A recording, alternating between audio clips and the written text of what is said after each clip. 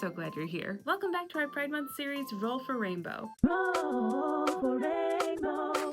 I put 8 different color polymer clay beads into this little candy dispenser machine to ensure we do every color and don't have repeats. And from there, we roll a D8 to see what kind of project we're going to make. So far we've done yellow, so let's go see what color's next.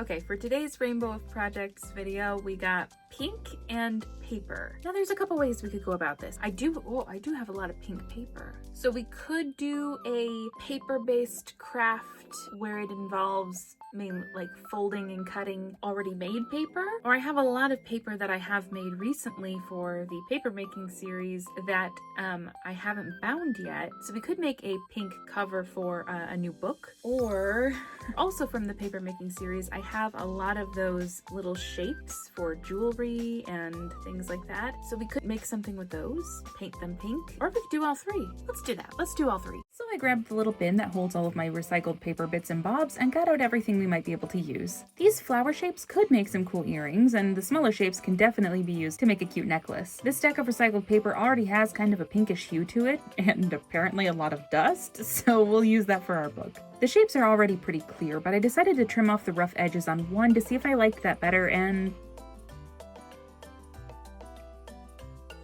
yeah, the sharper edges looked nice. So I trimmed the other one and started painting them pink, and did the same on a little oval-shaped piece. Because it's paper, it kind of soaks up the moisture from the paint, so I decided to let them fully dry overnight before painting on any details, which involved lots of lines and dots as symmetrical-ish as I could possibly make them, sticking to a pink theme per the challenge.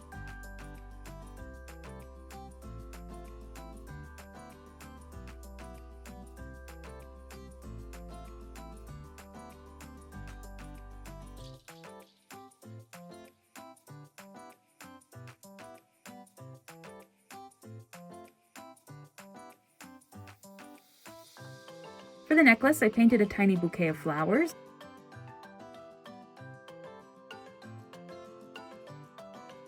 And while that dried, I poked a hole in each of the earrings to dangle them from a little hoop.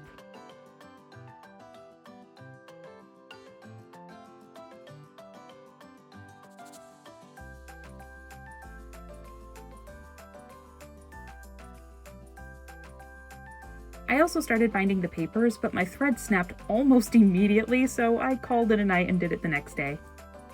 The cover pieces were cut from a cardboard box, making each just a little bit bigger than the size of the pages. Using this scrap of pink fabric I had in my stash, I traced around each piece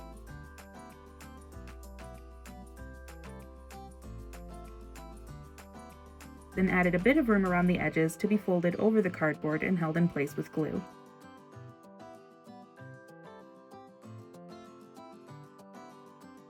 This time I put the end pages on before the inner pages, which I don't think I've done before, but I guess we'll just see if it works. I finished the necklace next by holding a little ring at the top and gluing a felt backing on over it.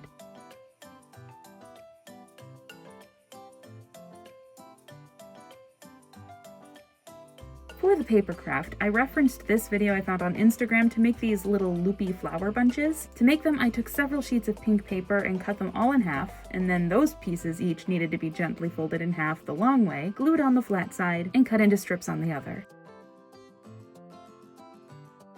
I took the inside of an old empty pen to act as the stem to help roll it up, hot gluing at different points to hold the spiral together.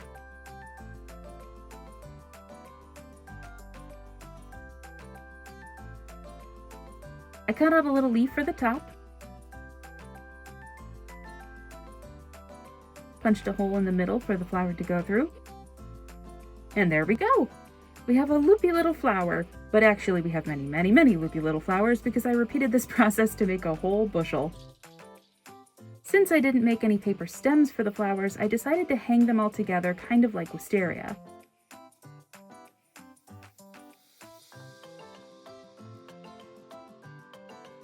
I crocheted a loop for the top, connected that to a circle, and then chain stitched little tendrils that I then sewed the flowers to at varying lengths. Alright, so we painted a recycled paper shape to make some jewelry, shapes to make jewelry. We made a book, and I just put the finishing touches on our paper flowers, so that's all 3 things done, and everything looks adorable, so I'm very excited to show you the reveal.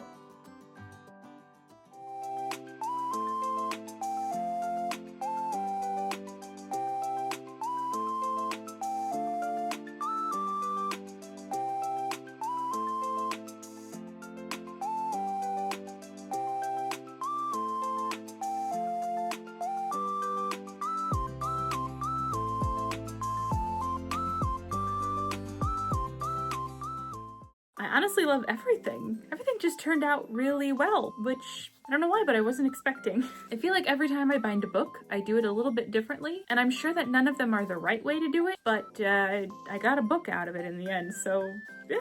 This was a fun thing to do. It was very simple to figure out and to replicate so many times. It was a little bit tricky to wind them up without having something as the core in the middle, I will say. So if you try that out yourself, I would recommend doing it around maybe like a skewer, or if you have an old pen that's run out, like I used in the video, you could just keep it in the middle. I want a lot more of them. I want a whole garland of this stuff, so that might be something we do in the future. And the jewelry, I love it so much. Using the recycled paper pulp for jewelry making is great because they weigh nothing. They're very lightweight and easy to paint. I love how many little details I was able to get onto them, and these little necklaces are very fun. Something I've been trying to do lately because I make a lot of jewelry for myself, and you know, it adds up. I'm trying to figure out ways to just make things interchangeable. So having these little hoops that I can just kind of change them out with saves me having to put findings on every single pair of earrings that I make. I also have some thicker gold hoops that are great for that purpose too. I just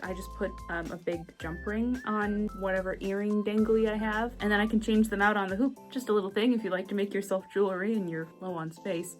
Oops, I love everything I made. And if you do too, you can let me know by hitting the like button. And if you want to see what we're doing next and join the channel, hit the subscribe button. And if you want to know when I post, hit the notification bell. YouTube will let you know. I'm also doing a condensed version of this series over on Instagram, where I'm also doing a fundraiser. So if you'd like to check that out, head over to Out of Bounds on Instagram. Thanks for watching. I'll see you next time. Bye!